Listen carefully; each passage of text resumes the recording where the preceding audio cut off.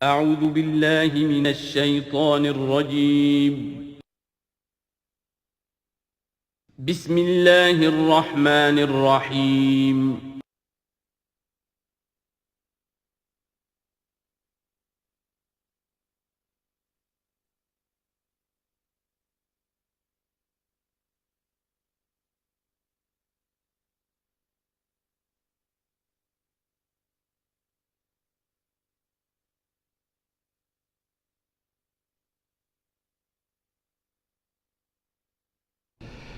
اعوذ باللہ من الشیطان الرجیم بسم اللہ الرحمن الرحیم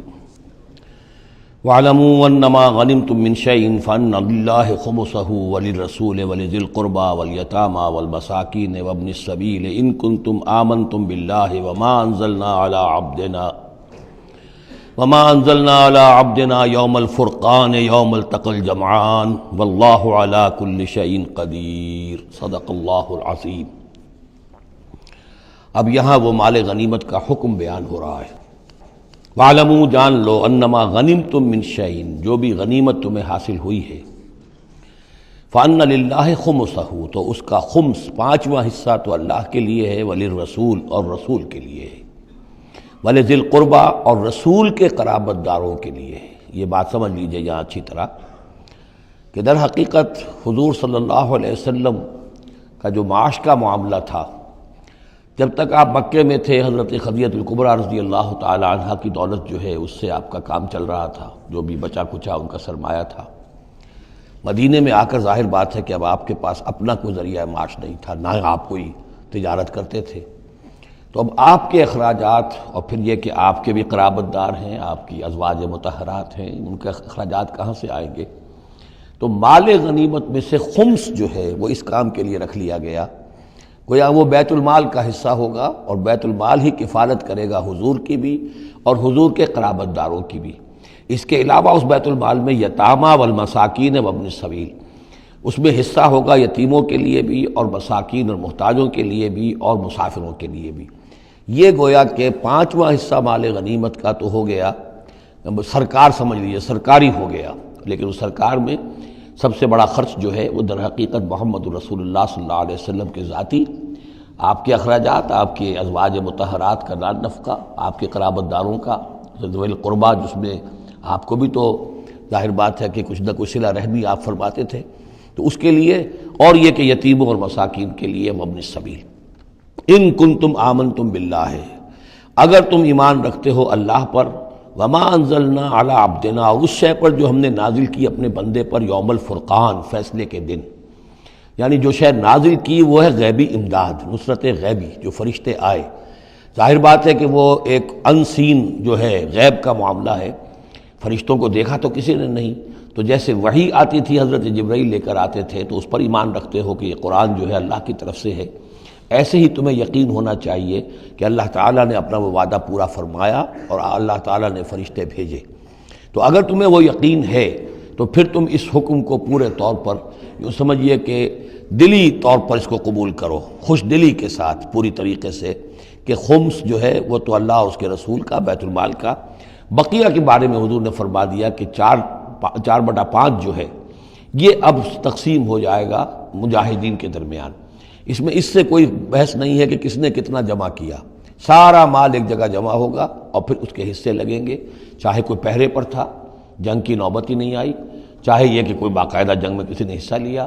چاہے کسی نے مال غنیمت جمع کیا چاہے نہیں کیا، جو بھی جنگ میں ہے ان کو برابر کا حصہ ملے گا۔ اس میں یہ ہے کہ جو سواریوں والے تھے انہیں دوہرا، اور جو پیدل تھے انہیں اکیرا، اس لیے کہ سواریاں اگر کسی کا اونٹ ہے، کسی کا گھوڑا ہے، 2 گھوڑے بھی تھے، تو ظاہر بات ہے کہ اس کے چارے وغیرہ کا بندوبست وہ خود اپنے پاس سے کرتا تھا۔ کوئی سپلائی لائنز تو آج کل کی جس طرح فوجوں کی ہوتی ہیں وہاں موجود نہیں تھی، لہذا جو مجاہد تھا کہ جو سوار تھا گھوڑے پر یا اونٹ پر، جس کا اپنا گھوڑا تھا اپنا اونٹ تھا، اس کو دوہرا حصہ، اور جو عام پیادہ جو مجاہد تھا اس کو اکیرا۔ وَاعْلَمُوا أَنَّمَا غَنِمْتُم مِّن شَيْءٍ فَأَنَّ لِلَّهِ خُمُسَهُ وَلِلرَّسُولِ وَلِذِي الْقُرْبَى وَالْيَتَامَى والمساکین وابن السبیل ان کنتم آمنتم باللہ وما انزلنا علی عبدنا یوم الفرقان یوم التقى الجمعان، اس فرقان والے دن، فیصلے کے دن، جس دن کی 2 فوجیں بھڑ گئی تھیں۔ واللہ علی کل شیء قدیر، اور اللہ تعالیٰ ہر چیز پر قادر ہے۔ اذ انتم بالعدوۃ الدنیا وہم بالعدوۃ القصویٰ، اصل میں یہ جو وادی ہے جس میں بدر واقع ہوا ہے، یہ ایک گھاٹی سی ہے جو دونوں کناروں کے اوپر تو بہت تنگ ہے لیکن درمیان میں بہت کھل کر میدان بن جاتا ہے۔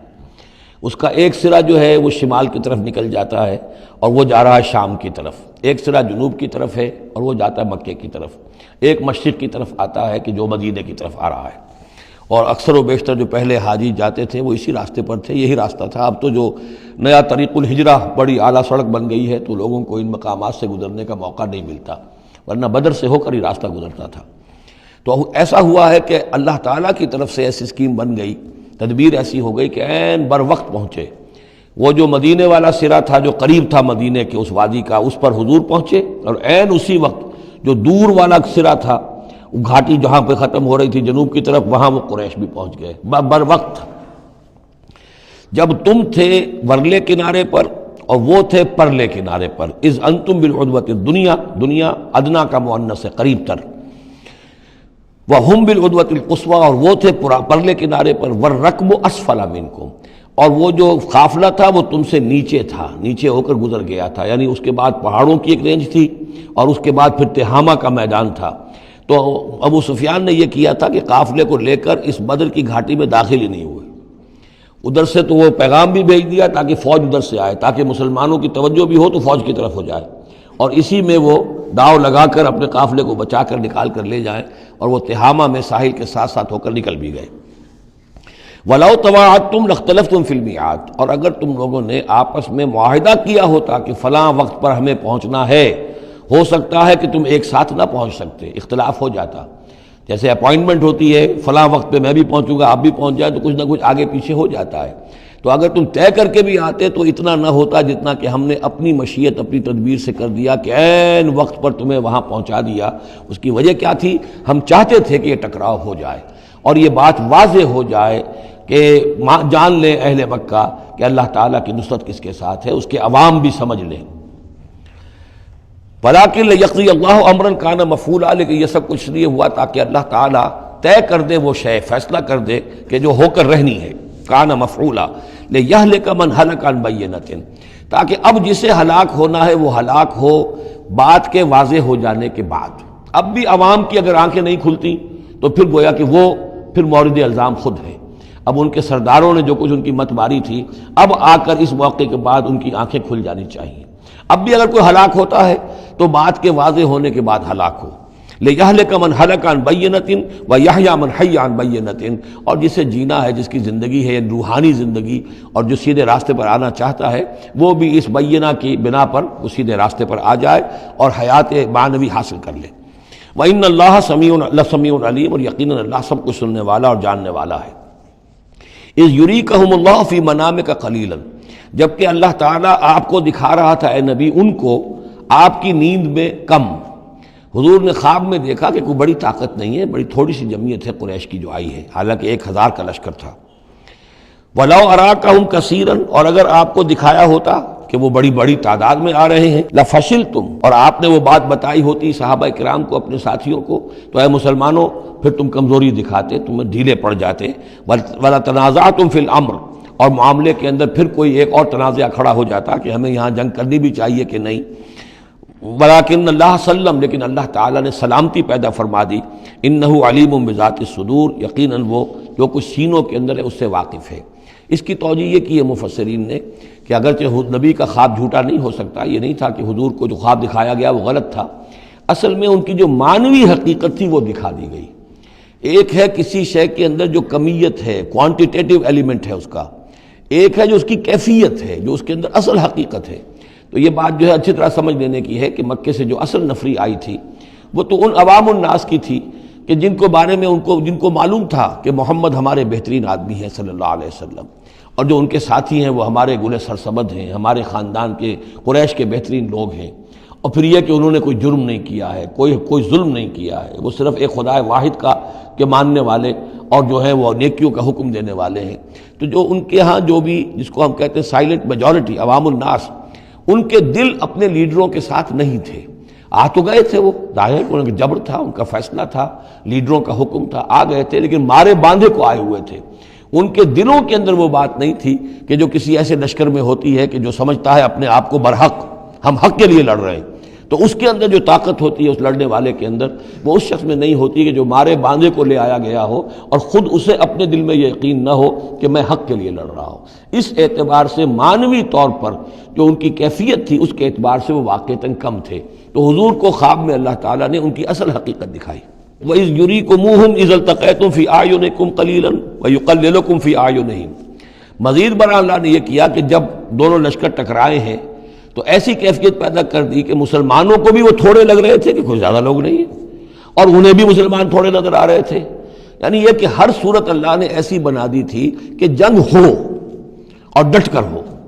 تاکہ یہ صورتحال جو ہے یوم الفرقان ہونا اس کا بالکل واضح ہو جائے۔ اگر کسی وجہ سے وہ کرنی کترا جاتا معاملہ اور جنگ نہ ہوتی، مقابلہ نہ ہوتا، تو جس طریقے سے کہ اللہ اس کو فیصلہ کن دن بنا دینا چاہتا تھا، یوم الفرقان فیصلے کا دن، وہ صورتحال پیدا نہ ہوتی۔ لِيَقْضِيَ اللَّهُ أَمْرًا كَانَ مَفْعُولًا، تاکہ اللہ پورا کر دے اس معاملے کو کہ جو ہونے والا ہی تھا۔ وَإِلَى اللَّهِ تُرْجَعُ الْأُمُورُ، اور تمام معاملات بالآخر تو اللہ ہی کی طرف لوٹا دیے جائیں گے۔ یا ایھا الذین آمنوا اذا لقیتم فئۃ فاثبتوا، اے اہل ایمان جب بھی اب تمہارا، اب چونکہ دور شروع ہو گیا ہے، اب تمہاری جد و جہد جو ہے وہ آخری مرحلے میں داخل ہو چکی ہے، مسلح تصادم کا آغاز ہو چکا ہے، اور یہ تو ابھی پہلی جنگ ہے، ابھی جنگیں اور آنی ہیں، اگلے ہی سال غزوہ احد ہو گیا۔ جب بھی تمہارا مقابلہ ہو کسی فوج سے فاثبتوا، پہلا حکم تو یہ ہے کہ پھر ثابت قدم رہو، قدم جمائے رکھو۔ دوسرا حکم وَاذْكُرُوا اللَّهَ كَثِيرًا، اور اللہ کا ذکر کرو کثرت کے ساتھ، لعلکم تفلحون، تاکہ تم فلاح پاؤ۔ تمہاری جو طاقت ہے وہ اللہ تعالیٰ کے بھروسے پر ہے۔ وَاصْبِرْ وَمَا صَبْرُكَ إِلَّا بِاللَّهِ، ایک بندہ مومن کا صبر جو ہے وہ اللہ کے بھروسے پر ہے، لہذا اللہ یاد رہے گا، اللہ کے ساتھ قلبی تعلق، روحانی تعلق استوار ہوگا تو تم ثابت قدم رہو گے، اور اگر اللہ کے رشتہ ٹوٹ گیا، قلبی رشتہ، روحانی رشتہ، تو پھر تمہارے اندر جان نہیں ہوگی۔ اور تیسرا حکم لعلکم تفلحون، تاکہ تم مراد پاؤ، اور تیسرا حکم اطیعوا اللہ ورسولہ، اور دیکھو تیسرا حکم یہ ہے کہ جو ڈسپلن ہے اس کی پابندی کرو، حکم مانو اللہ کا اور اس کے رسول کا۔ اب ویسے تو یہاں اللہ کا حکم بھی کہا گیا ہے، لیکن ظاہر بات ہے کہ وہاں تو ہر وقت جو حکم آتا تھا وہ رسول کا حکم آتا تھا، اس لیے کہ قرآن بھی آ رہا ہے تو رسول کی زبان سے ادا ہو رہا ہے، اور رسول اپنی جانب سے اپنی اجتہاد کے تحت، اپنی رائے کے تحت، اپنی تدبیر کے تحت کوئی رائے دے رہے ہیں تو ابھی حضور کی زبان مبارک سے ادا ہو رہا ہے۔ تو ویسے کہنے کو یہ اللہ اور اس کے رسول کی اطاعت کرو، لیکن عملاً وہ رسول اطاعت بن جاتی ہے۔ بمصطفیٰ برساں خویش را کہ دی ہمہ اوست، واطیعوا اللہ ورسولہ ولا تنازعوا، اور دیکھو آپس میں جھگڑو نہیں۔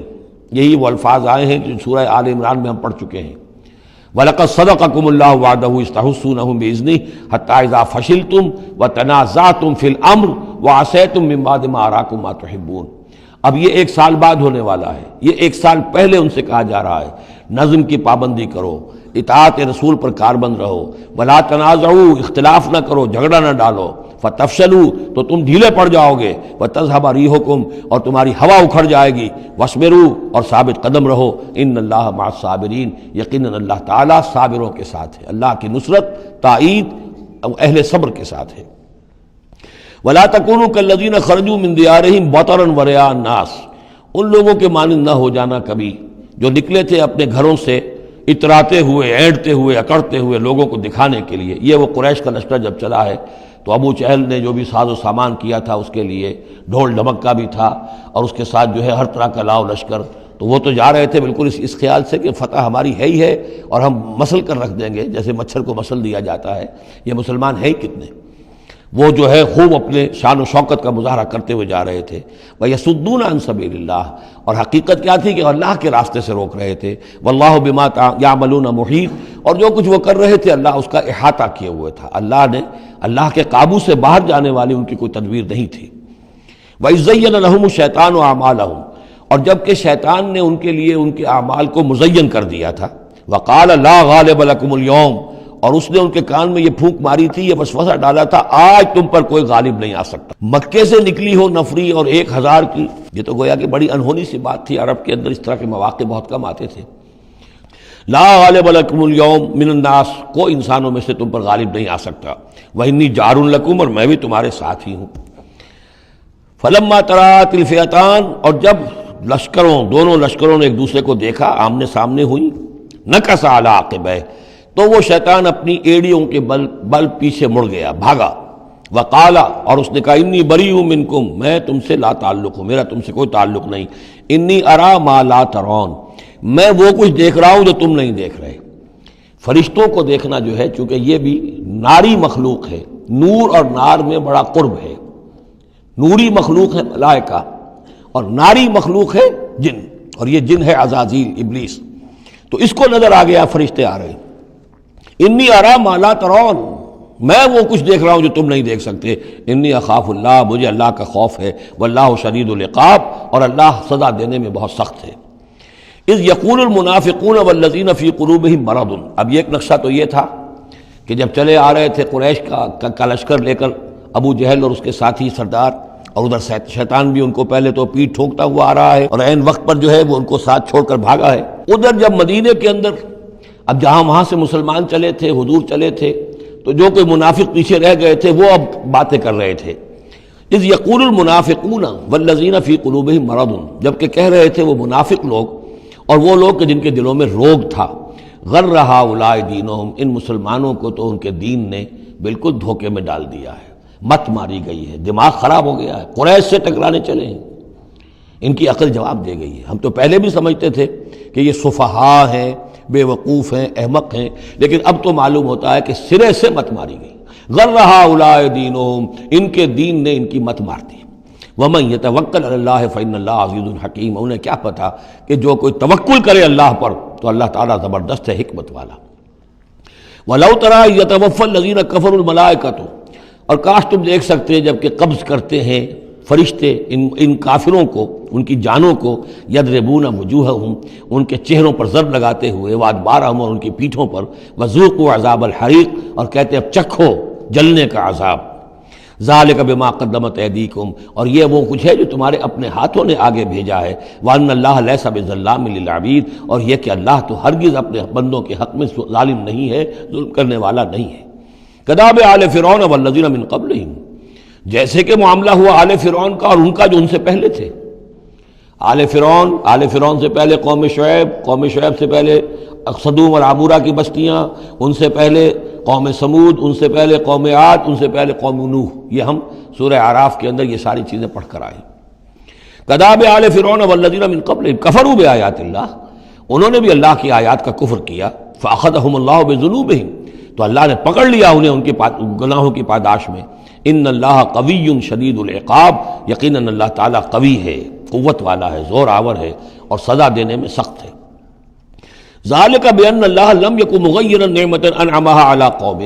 حتی یغیروا ما بانفسہم، یہ اس لیے ہے کہ اللہ تعالیٰ کا یہ طریقہ نہیں ہے کہ کوئی نعمت جو اس نے کسی قوم کو دی ہو اس میں تغیر کر دے جب تک کہ وہ قوم اپنے اندر کی کیفیت کو متغیر نہ کر دے۔ یعنی یہ ہر قوم جو اٹھی تھی اسی شکل میں اٹھی تھی کہ اللہ تعالیٰ نے ایک نبی بھیجا، جیسے کہ قوم ہود ختم ہوئی تو حضرت ہود اور ان کے ساتھیوں کے ذریعے سے ایک نئی قوم وجود میں آئی جو آگے چل کر سمود کہلائی۔ تو یہ لوگ کون تھے؟ یہی لوگ تھے جن کو اللہ نے نعمت دی تھی، انعام دیا تھا، احسان کیا تھا، ایمان انہیں ملا تھا، لیکن جب انہوں نے اپنی اس نعمتوں کو بدل دیا، کفر کی روش پر آ گئے، توحید کی پگڈنڈی چھوڑ کر، توحید کی شاہراہ کو چھوڑ کر شرک کی پگڈنڈیوں پہ مڑ گئے، تو پھر اللہ تعالیٰ کی نعمت بھی تبدیل ہو جاتی ہے، اللہ تعالیٰ نعمت سلب کر لیتا ہے، انعام کی جگہ پر اللہ کا عذاب آ جاتا ہے۔ ذالک بان اللہ لم یکن مغیرا نعمۃ انعمها علی قوم حتی یغیروا ما بانفسہم، یہی ہے جو مضمون آگے بھی آئے گا سورہ رعد میں بھی، اور اس کو پھر یہ کہ اردو میں بھی ایک شعر میں لوگوں نے پیش کیا ہے کہ خدا نے آج تک اس قوم کی حالت نہیں بدلی، نہ ہو جس کو خیال آپ اپنی حالت کے بدلنے کا۔ قوموں کے اپنے اندر کے حالات بدلتے ہیں تو پھر تقدیر بدلتی ہے، صرف خواہش سے، وشفل تھنکنگ سے، امانی سے کوئی بات نہیں ہوا کرتی۔ اور قوم ظاہر بات ہے کہ افراد پر مشتمل ہوتی ہے، پہلے کچھ افراد بدلیں گے، ان کے اندر قلب ماہیت ہوگی، ان کا باطن بدلے گا، ان کی سوچ، ان کے نظریات، ان کے خیالات، ان کے مقاصد، ان کی دلچسپیاں، ان کی امنگیں تبدیل ہو جائیں گی۔ یہ اندر کے بدلے ہوئے لوگ جو ہیں جب کثیر تعداد میں ہوں گے تو پھر یہ مل جل کر زور لگائیں گے، طاقت لگائیں گے، معاشرے کو بدل دیں گے، اور پھر یہ اس طریقے سے کہ انقلاب آئے گا۔ کیوں بجاں در رفت جہاں دیگر شود، جہاں چو دیگر شد جہاں دیگر شود، جب یہ قرآن کسی کے اندر اتر جاتا ہے اس کے اندر ایک تبدیلی آ جاتی ہے، بالکل بدل جاتا ہے انسان اندرونی طور پر، اور یہ اندرونی تبدیلی ہے جو عالمی انقلاب تک ممتد ہو سکتی ہے۔ وَأَنَّ اللَّهَ سَمِيعٌ عَلِيمٌ، اللہ سب کچھ سننے والا جاننے والا ہے۔ کداب آل فرعون، جیسے کہ دستور تھا یا ہوا معاملہ آل فرعون کا، والذین من قبلہم، اور جو ان سے پہلے تھے، کذبوا بآیات ربہم، انہوں نے اپنے رب کی آیات کو جھٹلایا، فأہلکناہم بذنوبہم، تو ہم نے ان کو ہلاک کر دیا ان کے گناہوں کی پاداش میں، وأغرقنا آل فرعون، اور آل فرعون کو ہم نے غرق کر دیا، وکل کانوا ظالمین، اور یہ سب کے سب ظالم تھے۔ ان شر الدواب عند اللہ الذین کفروا فہم لا یؤمنون، بدترین چوپائے اللہ کے نزدیک یہی لوگ ہیں، اللہ کے نزدیک جو کفر کرتے ہیں اور وہ ایمان نہیں لاتے۔ یعنی وہی جو آیت ہم پڑھ چکے ہیں سورہ اعراف میں کہ یہ لوگ انسان نظر آتے ہیں، حقیقت میں انسان نہیں ہیں۔ لہم قلوب لا یفقہون بہا ولہم اعین لا یبصرون بہا ولہم آذان لا یسمعون بہا اولئک کالانعام بل ہم اضل، وہ چوپایوں کے مانند ہیں بلکہ ان سے بھی گئے گزرے۔ اس لیے شر الدواب کہا گیا، تمام جانداروں میں اور جمان چوپایوں میں، جانوروں میں سب سے برے لوگ جو ہیں وہ یہ انسان نما حیوان ہیں کہ جن کے اندر عقل نہیں، جن کے اندر شعور نہیں، جو ایمان سے خالی ہیں اور کفر پر اور صرف دنیا کی لذتوں پر ریجھ گئے ہیں۔ الذین عاہدت منہم ثم ینقضون عہدہم فی کل مرۃ وہم لا یتقون، وہ لوگ کہ جن سے آپ نے اے نبی معاہدہ کیا تھا پھر وہ ہر مرتبہ اپنا عہد توڑتے ہیں اور اس کا کوئی ڈر نہیں رکھتے۔ اب یہ اشارہ ہو رہا ہے یہود کی طرف، کیونکہ حضور جب مدینے میں تشریف لائے تو میں نے آپ کو شروع میں بتا دیا تھا کہ آپ نے بہت بڑا یہ سمجھیے کہ اس کو Montgomery what, professor Montgomery what نے جس قدر تعریف کی ہے اس کی، اور سارے جتنے بھی الفاظ ہو سکتے تھے انگریزی زبان میں، اسٹیٹس مین شپ کہ حضور کا معاملہ، فہمی کا معاملہ، تدبر کا معاملہ، سیاست کو سمجھنے کا معاملہ، اس کی بہت بڑی بات یہ ہے کہ آپ نے یہودی قبائل جو تھے تینوں ان کو معاہدوں میں جکڑ لیا۔ تو یہ ایک بہت بڑا آپ کا کارنامہ تھا، لیکن اب ظاہر بات ہے جکڑے تو وہ گئے، اندر سے وہ دشمنی کرتے تھے، ساز باز کرتے تھے۔ اوپر معاہدہ ہے، اندر سے ساز باز چل رہی ہے، پیغامات بھیجے جا رہے ہیں قریش کو کہ کیا کر رہے ہیں آپ لوگ، کیوں دیر کر رہے ہیں، کیوں نہیں حملہ کرتے، ہم اندر سے آپ کی مدد کریں گے۔ تو یہ خدمت ابھی چل رہی تھی۔ تو فرمایا الذین عاہدت منہم ثم ینقضون عہدہم، وہ لوگ کہ جن سے نبی آپ نے عہد کیا، معاہدے کیے، اور وہ یہ کہ اپنے معاہدے توڑ رہے ہیں، فی کل مرۃ، ہر بار، وہم لا یتقون، اور وہ ڈرتے نہیں ہیں۔ فإما تثقفنہم فی الحرب، تو اگر آپ پا جائیں انہیں جنگ میں، فشرد بہم من خلفہم، تو ان کو ایسی سزا دیجئے کہ جو پیچھے ہیں ان کے ہوش ٹھکانے آ جائیں، لعلہم یذکرون، تاکہ انہیں عبرت حاصل ہو جائے۔ یعنی یہ کہ اب ایک تو یہ ہے کہ وہ کوئی صرف ان کی جو ہے وہ وہاں سے خطوط جا آ رہے ہیں، پیغام رسانی ہو رہی ہے، لیکن کہیں اگر ان میں کا کوئی شخص جنگ میں بھی پکڑا جائے، واقعتاً وہ جنگ میں شریک ہو جائے، قریش کی طرف سے آ جائے اور پکڑا جائے، تو پھر اس کو وہ سزا دیجئے کہ جو ایک کی سزا جو ہے وہ سینکڑوں کے ہوش ٹھکانے کر دے۔ یہ ہے مطلب۔ وَإِمَّا تَثْقَفَنَّهُمْ فِي الْحَرْبِ فَشَرِّدْ بِهِمْ، ایسی سزا ان کو دیجئے من خلفہم کے جو ان سے پیچھے ہیں ان کے بھی ہوش ٹھکانے ہو جائیں، لعلہم یذکرون، شاید کہ پھر وہ نصیحت پکڑ لیں۔ وَإِمَّا تَخَافَنَّ مِنْ قَوْمٍ خِيَانَةً، اور اگر آپ کسی کو قومی سطح پر اندیشہ ہو جائے آپ کو کسی سے کہ وہ خیانت پر اتر آئی ہے، یعنی ایک ہے انڈیویجول ایکٹس، بنو قریظہ کا کوئی شخص ہے جو کام کر رہا ہے، بنو قریظہ کا سردار کہے گا صاحب مجھے کیا معلوم، یہ ایک شخص کا انڈیویجول معاملہ ہے، اس نے کوئی خط لکھ دیا ہوگا قریش کو یا کوئی سلسلہ جرمانی کیا ہوگا، لیکن یہ ہمارا اجتماعی معاملہ نہیں ہے، ہم معاہدے کے پابند ہیں۔ بنو قینقاع کا کوئی شخص ہے اس نے کر دیا، تو اس کے لیے تو پہلا حکم آ گیا، وہ کہیں اگر مل جائے، جنگ میں مل جائے، کیونکہ ویسے تو اسے ہاتھ نہیں لگا سکتے، معاہدہ ہے ان کے ساتھ، تو معاہدہ ہے، اس کو کیا سزا دیں گے، لیکن یہ کہ جنگ میں کہیں آ جائے، اتنی جرأت کر جائے تو پھر اس کو وہ سخت سزا دیجیے گا کہ جو پیچھے بیٹھے ہوئے ہیں، جو ڈورے ہلا رہے ہیں، تارے ہلا رہے ہیں، ان کو بھی ہوش ٹھکانے آ جائے۔ لیکن یہ کہ اگر آپ کو اندیشہ ہو جائے کہ کوئی قبیلہ جو ہے وہ خلاف ورزی کرنے پر اتر آیا ہے، خیانت کرنے پر اتر آیا ہے، وَإِمَّا تَخَافَنَّ مِنْ قَوْمٍ خِيَانَةً، کسی کی طرف سے خیانت کا آپ کو اندیشہ ہی ہو جائے، فَانبِذْ إِلَيْهِمْ عَلَىٰ سَوَاءٍ، تو پھر پھینک دیجئے ان کی طرف کھلم کھلا، یعنی پھر معاہدے کو ایبروگیٹ کیجئے، کہہ دیجئے کہ آج سے ہمارا کوئی معاہدہ نہیں۔ یہ نہیں ہے کہ معاہدہ بھی قائم رہے اور آپ ان کے خلاف اقدام بھی کر دیں، یہ صحیح نہیں، اس لیے کہ یہ مقام جو ہے اخلاقی اعتبار سے بھی غلط ہے، اور خاص طور پر آپ کا مقام، مقام نبوت، اس کے اعتبار سے کسی درجے میں بھی نہیں ہے کہ کسی قوم کے ساتھ معاہدہ بھی ہے،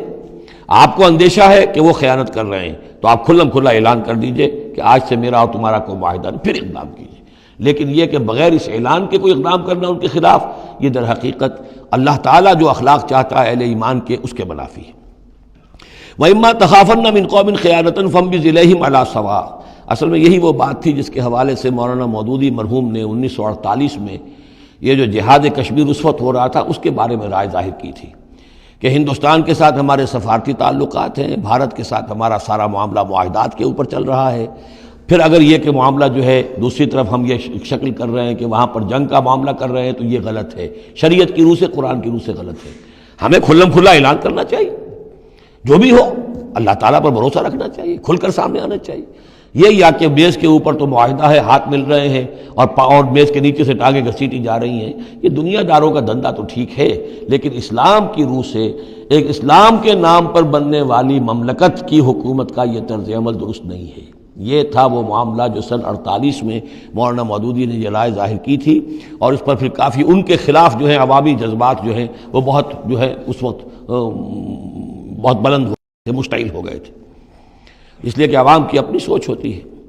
وَإِمَّا تَخَافَنَّ مِنْ قَوْمٍ خِيَانَةً فَانبِذْ إِلَيْهِمْ عَلَىٰ سَوَاءٍ، معاہدہ ان کے منہ پر دے مارو، ان اللہ لا يحب الخائنین، یقیناً اللہ تعالیٰ کو خیانت کرنے والے پسند نہیں ہے۔ وَلَا يَحْسَبَنَّ الَّذِينَ كَفَرُوا سَبَقُوا، اور نہ سمجھے وہ لوگ جنہوں نے کفر کیا ہے کہ وہ بچ نکلے ہیں، یعنی یہ کہ اب اگر کچھ لوگ بچ کے بھی تو چلے گئے نا، آخر 1000 کی نفری آئی تھی، انہم لا یعجزون، یہ جو بچ کر چلے گئے وہ یہ نہ سمجھے کہ وہ اللہ کو عاجز کر دیں گے، وہ عاجز نہیں کر سکیں گے۔ وَأَعِدُّوا لَهُم مَّا اسْتَطَعْتُمْ، اور اے مسلمانوں اب جب یہ نیا دور شروع ہو ہی گیا ہے تمہاری اس دعوت و تحریک کا، تو اب پوری طریقے سے اپنے امکان بھر سامان حرب تیار کرو۔ اعدوا لہم، اعداد، تیاری کرنا، اسلحہ تیار کرو، سامان جنگ تیار کرو، گھوڑے تیار رکھو، رسالہ تمہارا ہونا چاہیے، جو بھی تمہارے لیے ممکن ہے۔ یہ توکل کا مطلب یہ نہیں ہے کہ تم ہاتھ پر ہاتھ دھر کر بیٹھ رہو اللہ تمہاری مدد کرے گا۔ اعدوا لہم ما استطعتم، اپنی استطاعت جو ہے اس کی حد تک تو پوری تیاری کرو، من قوت، طاقت سے بھی، ومن رباط الخیل، اور پلے ہوئے گھوڑوں کے ذریعے سے بھی، اس لیے کہ اس زمانے میں جنگ کے لیے سب سے زیادہ جو مؤثر شے تھی آپ کو معلوم ہے وہ گھوڑا، تیز رفتار ہے، اونٹ جو ہے تیز دوڑ نہیں سکتا ہے۔ اور اسی حوالے سے آج سمجھ لیجئے ہمارے لیے بہت اہم مسئلہ ہے یہ، اللہ تعالیٰ نے شاید عالم اسلام میں پورے میں پتہ نہیں 50 60 70 کتنے ملک دنیا میں ہیں مسلمان کہلاتے ہیں، ایک ملک ہے صرف جسے ایٹمک صلاحیت دی ہے، اور یہ امانت پوری امت مسلمہ کی ہے، مسلمانان پاکستان کے پاس، اور اس کے بارے میں اگر امریکہ کا دباؤ قبول کر لیا گیا تو یہ سب سے بڑی خیانت ہوگی اللہ کے ساتھ، امت مسلمہ کے ساتھ، اللہ کے دین کے ساتھ۔ وہ اسرائیل لے کر بیٹھا ہوا ہے ایٹم بم کے، اس کے پاس انبار لگے ہوئے، لیکن یہ ہے کہ ساری پالیسی جو چل رہی ہے وہ یہ کسی طریقے سے پاکستان کا، ایک عراق کے بارے میں اندیشہ ہوا تھا کہ اس سے ایٹمی دانت نکل سکتے ہیں، اس ایک مرتبہ اس کا وہ ایٹمک پلانٹ جو ہے اس کا بھرکس نکال دیا تھا، دوسری مرتبہ یہ کہ اس کا پورا بھرکس ہی نکل گیا، اگلا پچھلا کھایا پیا سب اگلوا دیا۔ اب پاکستان پر سارا دباؤ، ساری ڈپلومیسی جو بھی چل رہی ہے اس وقت، کان کھولنے کی اور آنکھیں کھول کر دن گزارنے کی ضرورت ہے۔ ہمیں حکم یہ کہ جو بھی اللہ نے تمہیں دیا ہے، تمہارا امکان، جو بھی تمہارے پاس امکانی طاقت ہے اسے سنبھال کر رکھو، ڈیٹرنٹ۔ اعدوا لہم ما استطعتم من قوت ومن رباط الخیل ترہبون بہ عدو اللہ، تاکہ تم اللہ کے دشمنوں کو اس سے ڈرا سکو، یہی ہے ڈیٹرنٹ، معلوم ہو کہ ان کے پاس وہ طاقت ہے۔ وعدوکم، اور اپنے دشمنوں کو بھی ڈرا سکو، وآخرین من دونہم، ایک تو ہے اللہ کے دشمن اور تمہارے دشمن ایک اور بھی ہیں جو ان کے سوا ہیں، ان کے پرے ہیں، انہیں تم نہیں جانتے، لا تعلمونہم اللہ یعلمہم، اللہ انہیں جانتا ہے، یعنی وہ مارے آستین منافقین ہیں، یہ تمہاری اپنی آستینوں کے اندر بیٹھے ہوئے ہیں، تمہیں پتہ بھی نہیں ہے کہ وہ لوگ بھی در حقیقت ففتھ کالمسٹ عنصر ہے کہ جو در حقیقت تمہاری تباہی چاہتا ہے، بربادی چاہتا ہے۔ وما تنفقوا من شیء، اب ظاہر بات ہے کہ اگر ساز و سامان فراہم کرنا ہے، اسلحہ فراہم کرنا ہے، اور ساز و سامان کے لیے جو ہے گھوڑے تیار کرنے ہیں تو انفاق کرنا پڑے گا۔ انفقوا مما رزقناکم وما تنفقوا من شیء فی سبیل اللہ یوفی الیکم، اور دیکھو جو کچھ بھی تم خرچ کرو گے اللہ کی راہ میں وہ پورا پورا تمہیں مل جائے گا، پورا پورا دیا جائے گا۔ وانتم لا تظلمون، اور تم پر کوئی زیادتی نہیں ہوگی، تمہاری کوئی حق تلفی نہیں ہوگی۔ تم دو تو صحیح، اب وہ پورے 2 رکوع ذہن میں لے آئیے جو سورہ بقرہ میں ہم نے پڑھے تھے کہ اگر کوئی شخص اللہ کی راہ میں مال خرچ کرتا ہے، فی سبیل اللہ خرچ کرتا ہے، جیسے ایک دانہ جو ہے وہ زمین کے اندر ڈال دیتے ہو، اس سے جو ایک پودا نکلتا ہے، اس میں سٹے ہوتے ہیں، 7 سٹے ہیں، اور ہر سٹے کے اندر 100 دانے ہیں، تو وہ ایک دانہ 700 دانے پیدا کر رہا ہے، اور اللہ تعالیٰ جس کو چاہے گا 700 گنا سے بھی زیادہ اجر و ثواب دے گا۔ کہاں صحت کا رکھ رہے ہو اپنے پیسے، خرچ کر دو اسے، اس لیے کہ اب اس دعوت کا اور اس تحریک کا اور محمد رسول اللہ کی جو جد و جہد ہے اس کا وہ مرحلہ آ گیا ہے کہ اب ساز و سامان اور کیل کانٹے سے لیس ہونا ضروری ہے۔ وَإِن جَنَحُوا لِلسَّلْمِ فَانْجَحْ لَهَا، اور اے نبی اگر وہ اپنے بازو اپنے کندھے نیچے گرا دے امن کے لیے، صلح کے لیے، اگر قریش آمادہ ہو جاتے ہیں تو آپ بھی جھک جائیے، کوئی بات نہیں، صلح کر لیجیے۔ وَتَوَکَّلْ عَلَى اللَّهِ، اللہ پر توکل کیجیے، یعنی یہ کہ اگر وہ صلح کرنے کے اوپر آمادہ ہے صلح کر لیجئے، اور ڈریے نہیں کہ ہو سکتا ہے وہ چال چل رہے ہوں، نہیں، صلح کا جواب صلح سے دیجئے، لیکن یہ کہ اللہ پر توکل کیجئے، وَهُوَ السَّمِيعُ العلیم، وہ سب کچھ إِنَّهُ هُوَ السَّمِيعُ العلیم، یقیناً وہ سب کچھ سننے والا اور جاننے والا ہے۔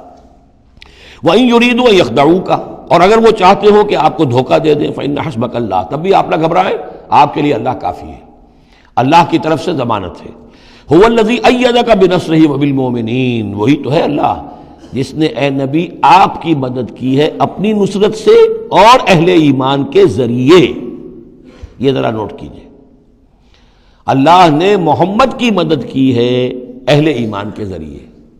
یعنی اللہ تعالیٰ کا یہ فضل ہوا محمد رسول اللہ صلی اللہ علیہ وسلم پر کہ ایسے صحابہ عطا فرمائے جو مخلص تھے،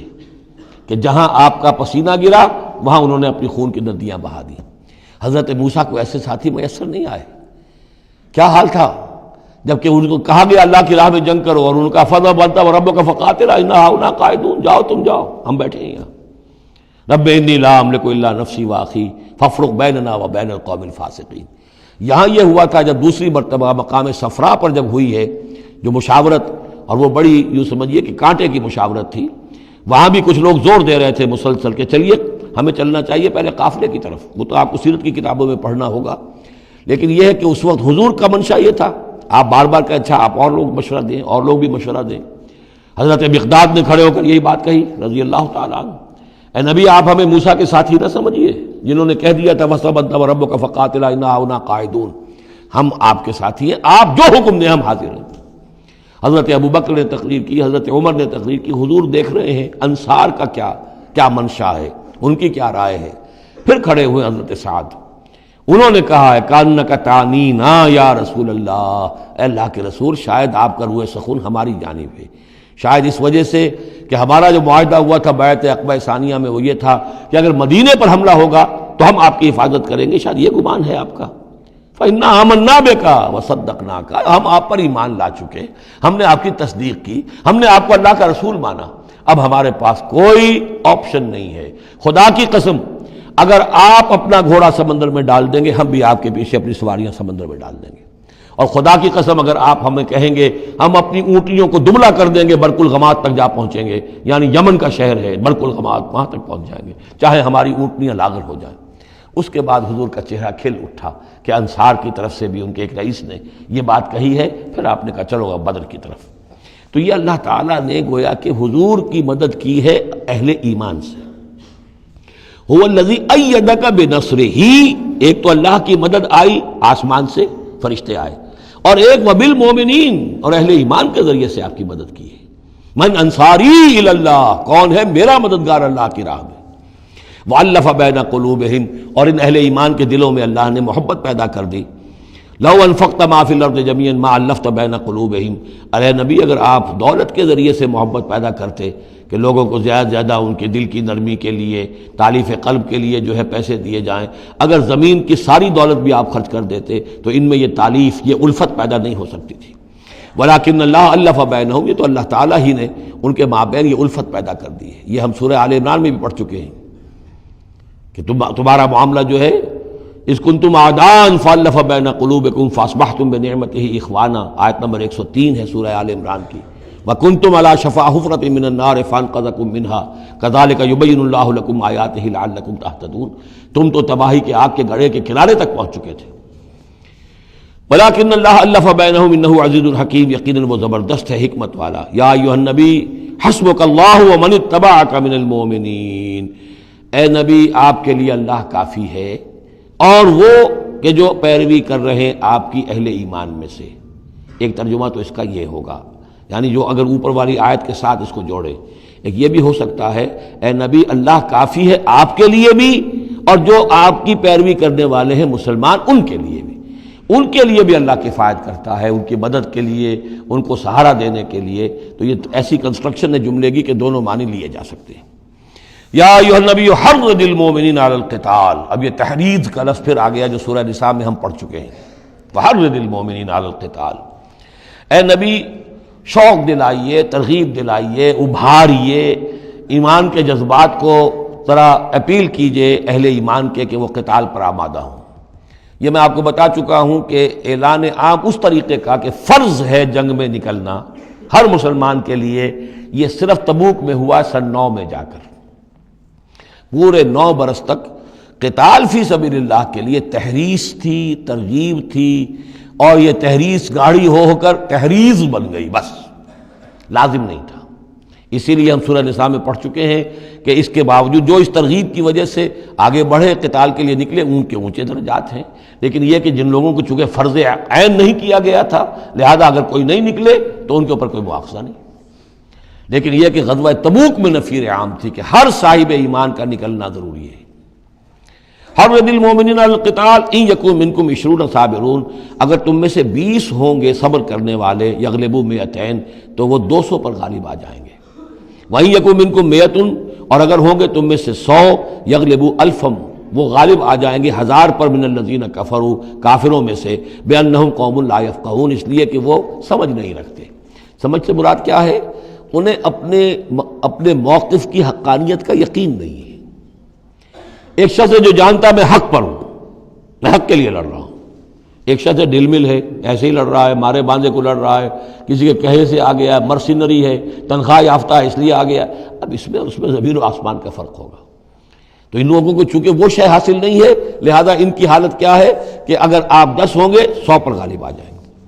لیکن اس کے بعد جو اگلی آیت آ رہی ہے وہ گویا کہ اس کی کچھ عرصے کے بعد یقیناً نازل ہوگی، جو یہاں شامل کر دی گئی۔ الآن خفف اللہ عنکم، اب اللہ نے تم پر سے تخفیف کر دی ہے، وعلم ان فیکم ضعفا، اور اللہ کے علم میں ہے یہ بات کہ تمہارے اندر کچھ کمزوری آ گئی ہے۔ لیکن یہ کمزوری کیسے آئی ہے اس کو سمجھ لینا چاہیے۔ سابقون الاولون مہاجرین اور انصار کے اندر کوئی کمزوری نہیں آئی معاذ اللہ، ابو بکر اور عمر میں یا سعد بن معاذ میں رضی اللہ تعالیٰ عنہ مجمعین، ان میں کوئی کمزوری نہیں آئی۔ لیکن جو نئے مسلمان آ رہے تھے جن کی ابھی تربیت نہیں ہوئی تھی، اوسط گر رہا ہے۔ ظاہر بات ہے جو نئے لوگوں کی تعداد بڑھ رہی ہے، جن کی تربیت اتنی نہیں ہوئی ہے، جن کے اندر ایمان ابھی اتنا گہرا نہیں اترا ہے، اتنا راسخ نہیں ہوا ہے، تو اس کے حوالے سے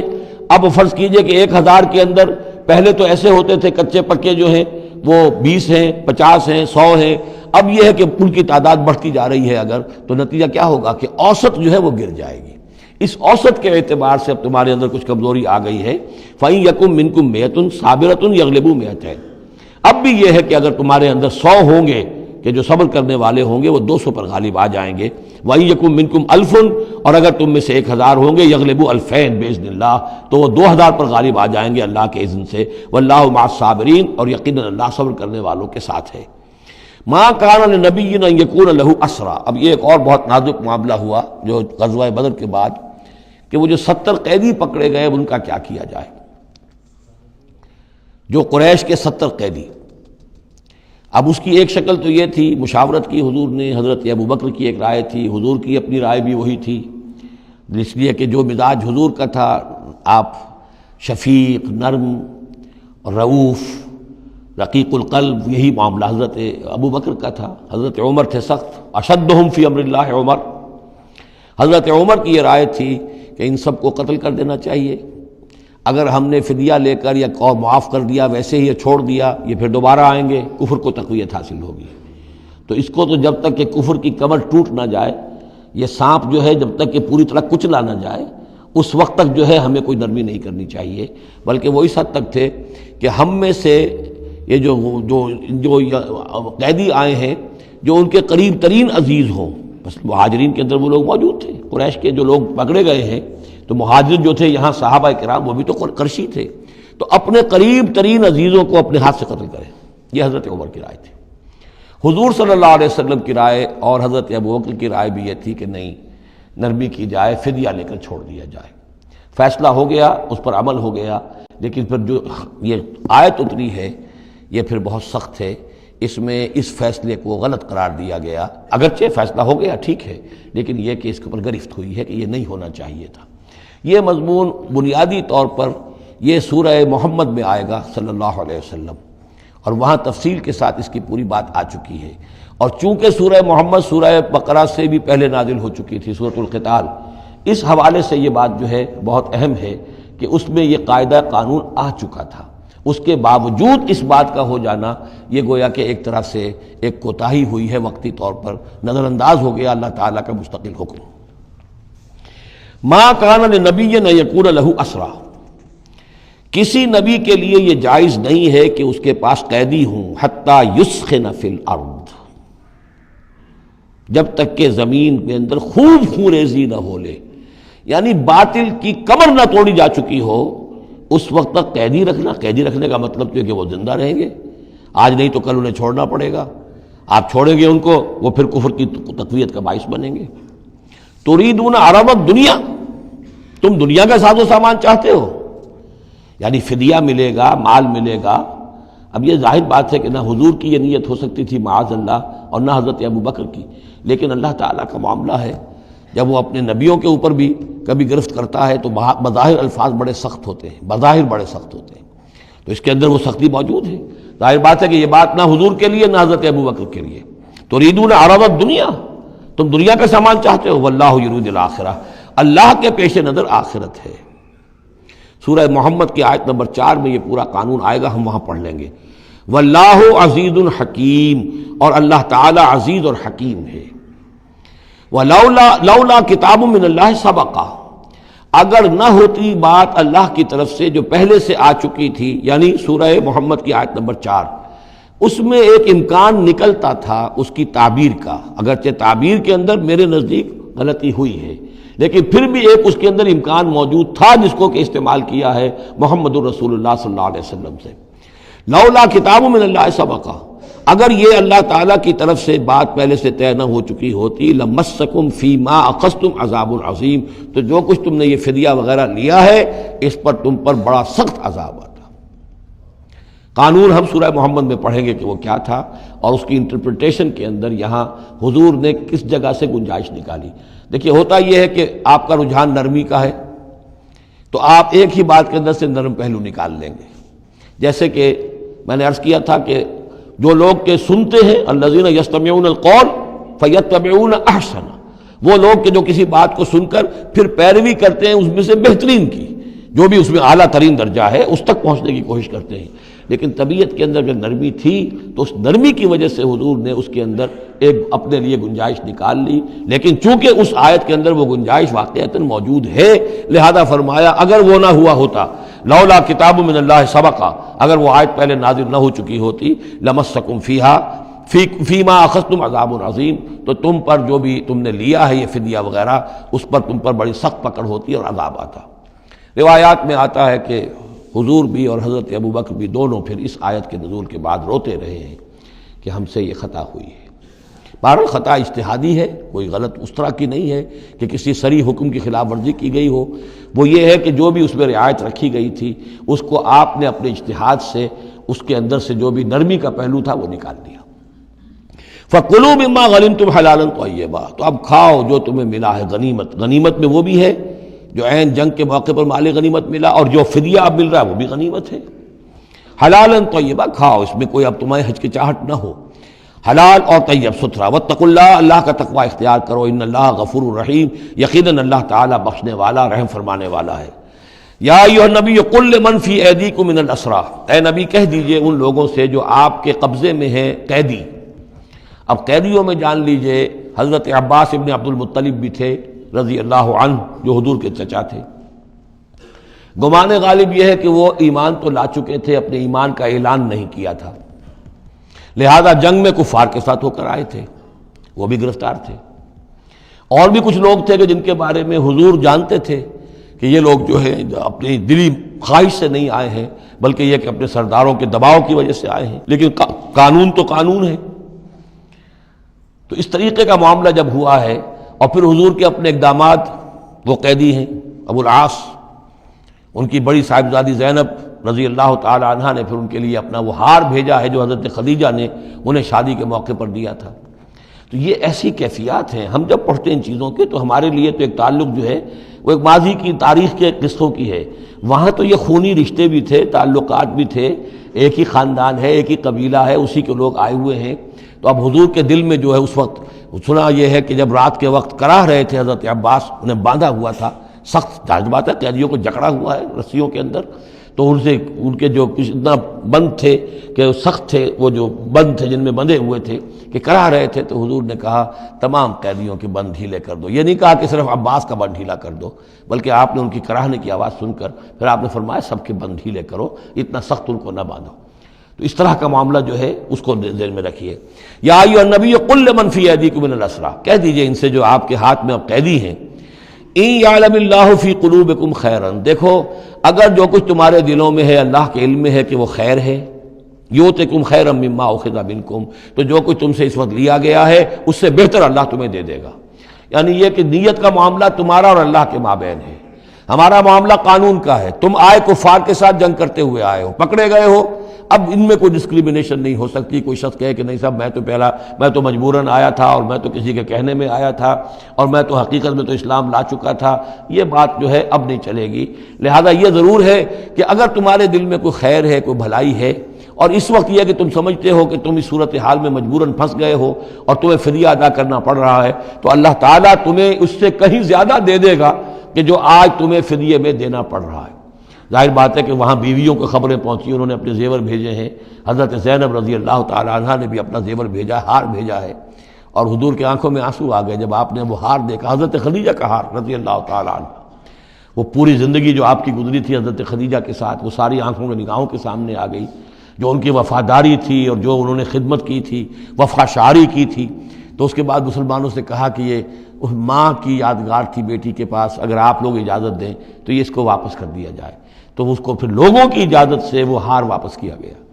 تو یہ سارے جو جذباتی معاملات تھے ان کو اچھے سے سمجھیے کہ ہم پڑھتے ہوئے ان چیزوں کو سمجھتے ہیں کہ جیسے ایک بس تاریخ کا ایک واقعہ ہے، اس کے ساتھ جو احساسات، جذبات، جو اس کے ساتھ اور فوری جو اس وقت کی کیفیات تھی، اس کا ہمارے لیے اکثر و بیشتر تو ممکن ہی نہیں کہ تصور کر سکے۔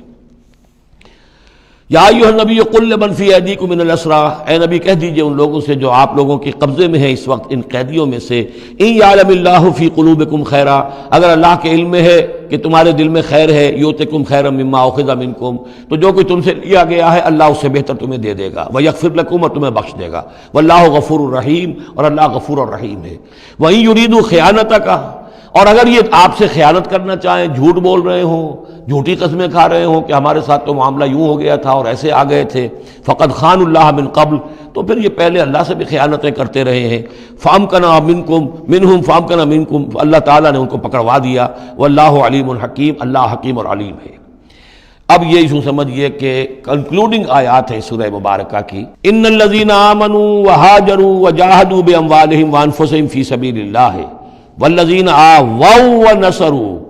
اولئک بعضهم اولیاء بعض، یقیناً وہ لوگ جو ایمان لائے اور جنہوں نے ہجرت کی اور جہاد کیا اپنے اموالوں اور جانوں کے ساتھ اللہ کی راہ میں، اور وہ لوگ جنہوں نے انہیں پناہ دی اور ان کی مدد کی،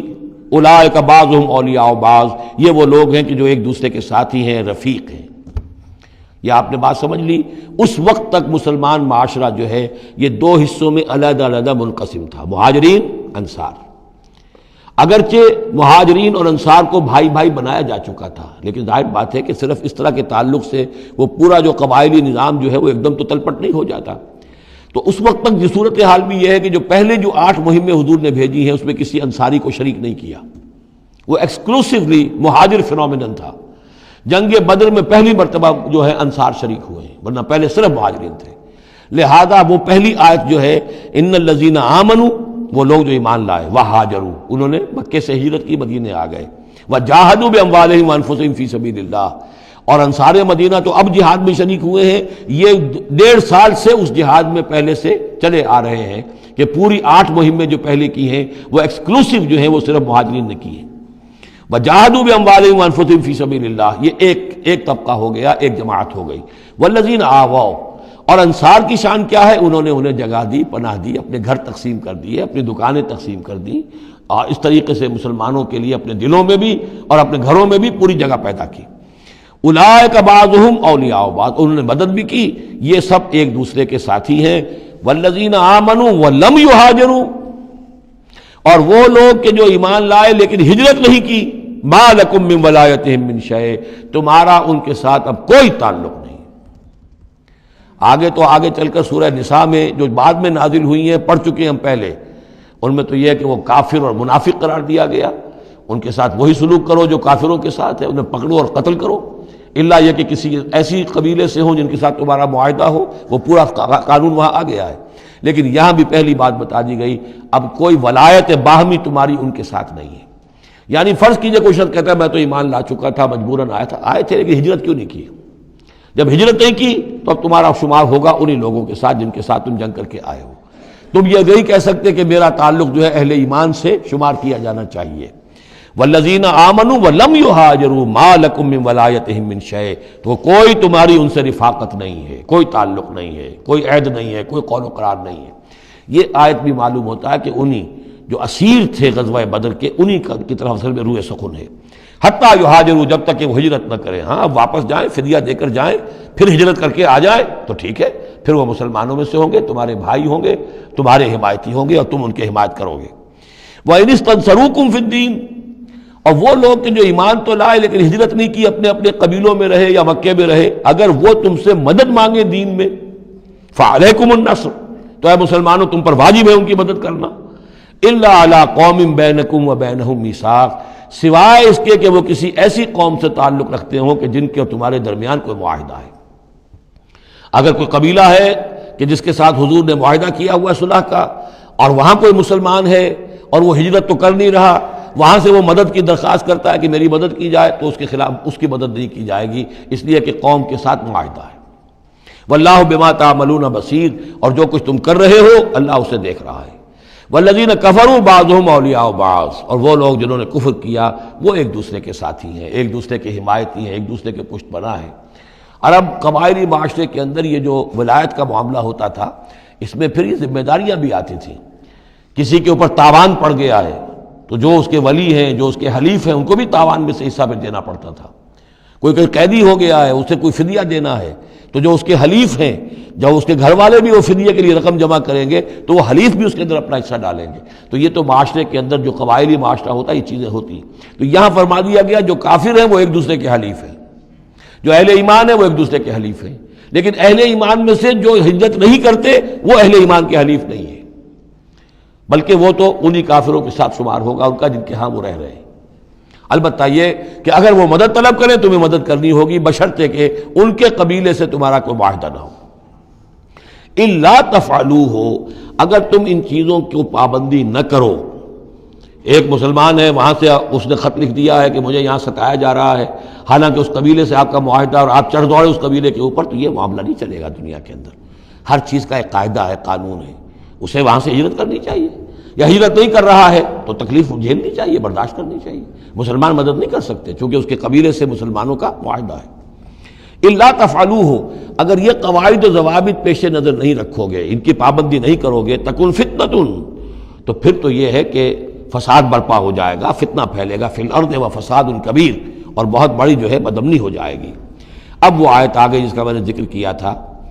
والذین آمنوا وہاجروا وجاہدوا فی سبیل اللہ والذین آووا ونصروا اولئک ھم المؤمنون حقا۔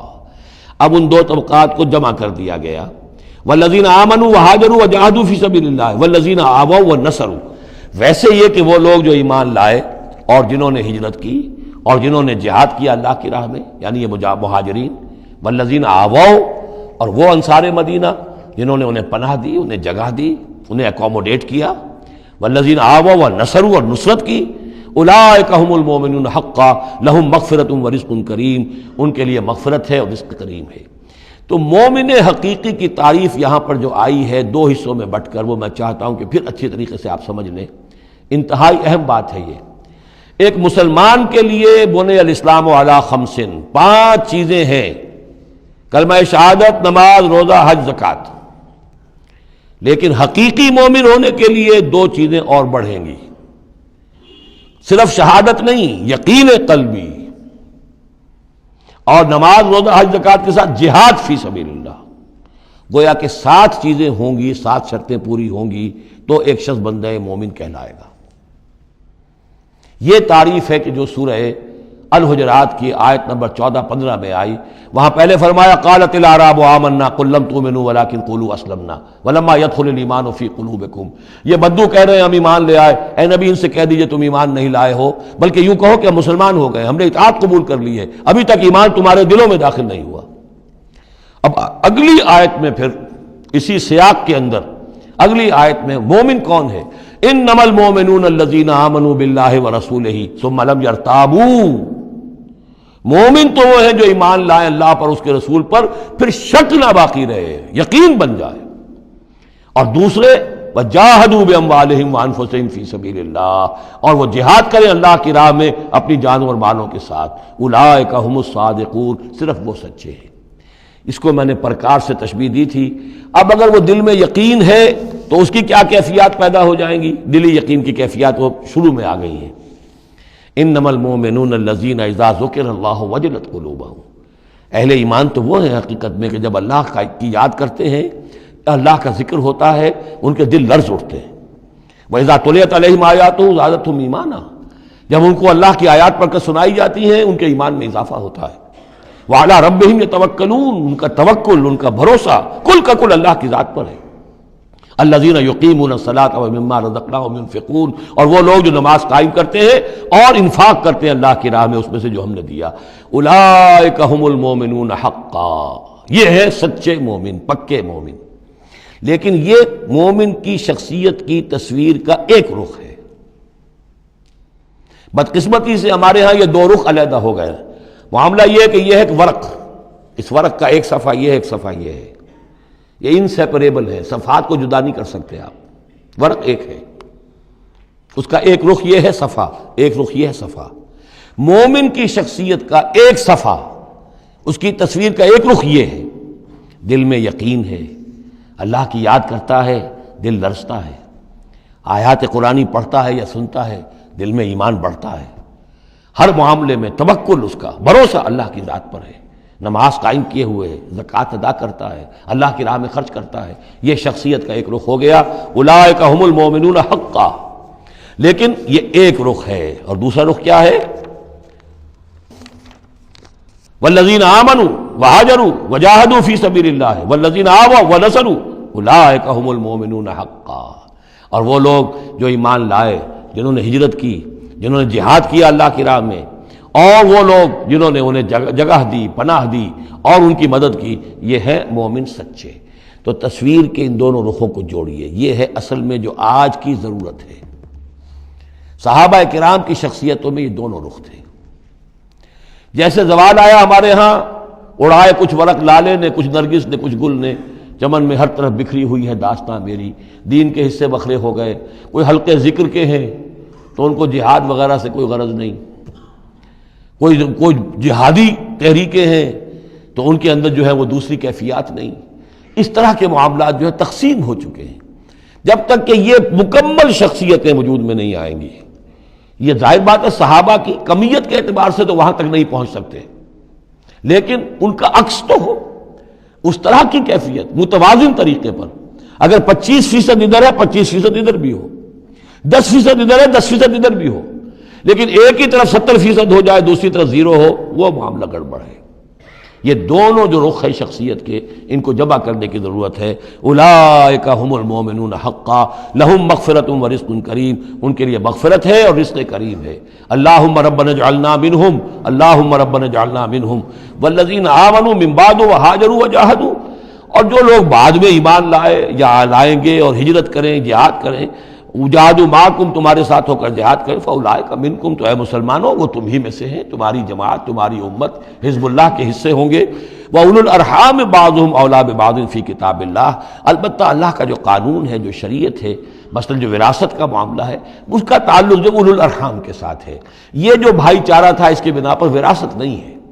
وراثت ہوگی وہی جو رحمی رشتے ہیں جن کے بنا پر کہ وراثت کا قانون بنا دیا گیا. اولو الارحام بعضهم اولی ببعض فی کتاب اللہ. اللہ کی شریعت کے ضابطے کے قانون میں بہرحال جو رحمی رشتے ہیں وہ یقیناً مقدم ہیں. ان اللہ بکل شیء علیم. یقیناً اللہ تعالی ہر چیز کا علم رکھتا ہے.